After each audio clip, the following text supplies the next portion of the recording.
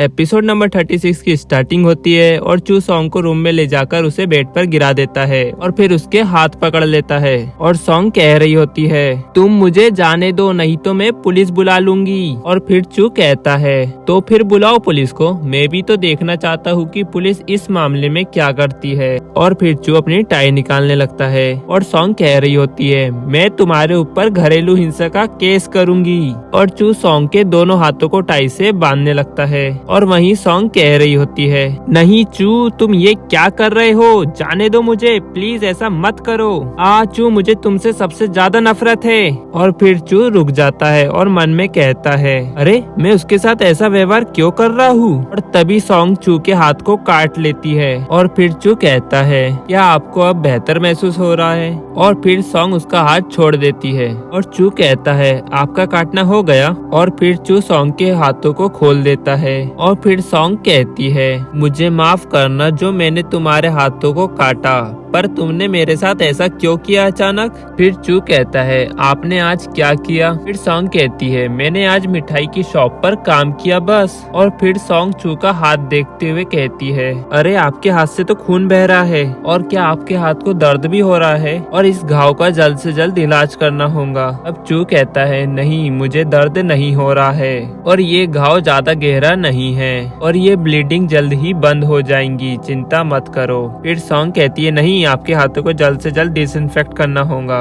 रुकिए मैं medkit kit लेकर आती हूँ। फिर चू कहता है, एक मिनट रुकिए, मुझे आपको कुछ बताना है कि मेरा एक दोस्त है जिसने वेस्टर्न रेस्टोरेंट खोला है और मुझे उम्मीद है कि आप वहाँ पर काम कर सकती है। यदि आप वहाँ पर अभी काम करती है तो आप वहाँ की डेजर्ट एरिया की हेड होंगी और बस आपको इसके लिए सैन्यू से इस्तीफा देना होगा। तब सॉन्ग कहती है, मैं इस्तीफा क्यों दूं, और वैसे भी चू सैन्यू में डेजर्ट इसलिए बनाती हूँ क्योंकि मुझे ये काम पसंद है और मुझे कोई पोजीशन का लालच नहीं है, और मुझे उम्मीद है कि आप मेरी बात समझेंगे और मैं उस जगह काम नहीं करूंगी। फिर सॉन्ग बेड पर बैठ जाती है और कहती है, चलो अब मैं सोने जा रही हूँ और आप भी जाकर सो जाइए, गुड नाइट। और चू उसे ऐसा कहता देख मन में कहता है, ये महिला इतनी जिद्दी क्यों है। फिर चू बेड से उठता है और वहाँ से जाते हुए मन में कहता है, पहले तो ये पता लगाना ज्यादा जरूरी है कि आखिरकार वो व्यक्ति है कौन। फिर सीन शिफ्ट होता है और हमें नेक्स्ट डे दिखाया जाता है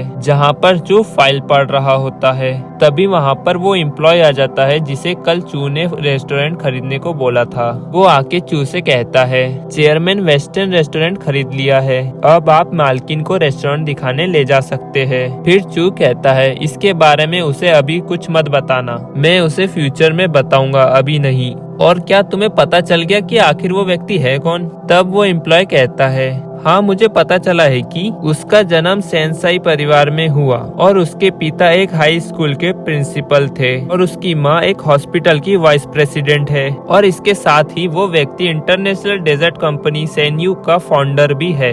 ये सुनकर चू कहता है, मुझे ये सब नहीं जानना है कि वो किस परिवार से है, मुझे ये बताओ कि वो व्यक्ति और सॉन्ग एक दूसरे से कब मिले और उन दोनों के बीच क्या रिश्ता है। तब वो एम्प्लॉय कहता है, वो मालकिन के स्कूल टीचर थे और वो उन्हें इंग्लिश पढ़ाते थे जब मालकिन हाई स्कूल में थी, और वे शायद उसी समय से एक दूसरे को जानते हैं। तब चू कहता है, क्या वो दोनों एक दूसरे को तब से जानते हैं। फिर वो एम्प्लॉय से कहता है, मेरी आज शाम की सारी मीटिंग कैंसिल कर दो, मुझे आज रात कुछ काम है। तब वो एम्प्लॉय कहता है, ठीक है चेयरमैन। फिर सीन चेंज होता है और सॉन्ग डेजर्ट शॉप में काम कर रही होती है और तभी सॉन्ग का फोन रिंग होने लगता है और वो फोन में देखती है और कहती है, टीचर सेन का कॉल। फिर वो कॉल उठाती है और कहती है, टीचर सेन क्या बात है, आपने मुझे आज अचानक कॉल किया, क्या कुछ हुआ है क्या। तब सेन कहता है, सॉन्ग छुट्टी का समय हो गया है और क्या आपका आज का काम अभी तक खत्म नहीं हुआ है क्या। तब सॉन्ग कहती है, सब काम खत्म हो चुका है, बस मैं अब घर जाने के लिए निकल ही रही थी।